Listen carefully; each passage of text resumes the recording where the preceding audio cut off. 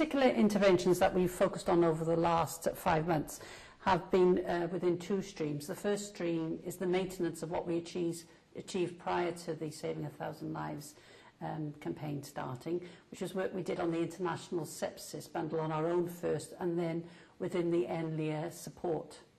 It was important that all these things which were then going to be assimilated by Saving 1,000 Lives were to continue. Particular interventions we've focused on over the last 5 months is the bundles, revisiting them to make sure we've got them right, multidisciplinary rounds,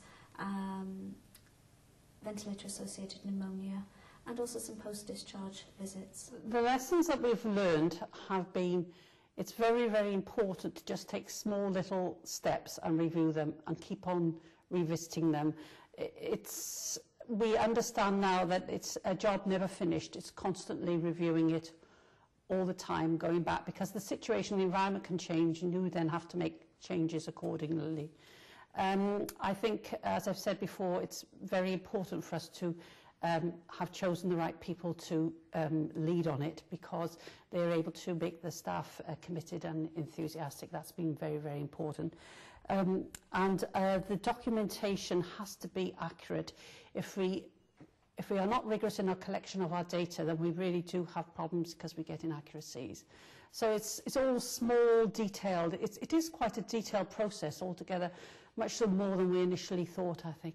The lessons that we have learned is to ensure that we collect data accurately, so that it can be validated, and also to ensure that the bundles and all the other initiatives that we're looking at introducing are introduced systematically and at a level and a pace that is feasible. The next step we're all anxious about, it's the VAPs, the ventilator-acquired pneumonias, because it's really quite a complicated data collection process.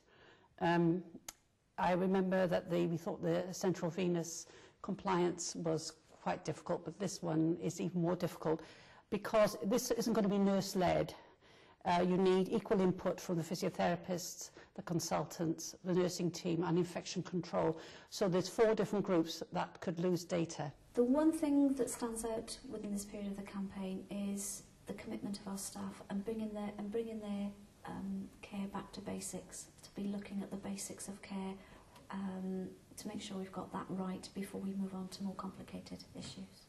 I believe 1,000 Lives campaign is important because it ensures that we give evidence-based care to all of our patients all of the time.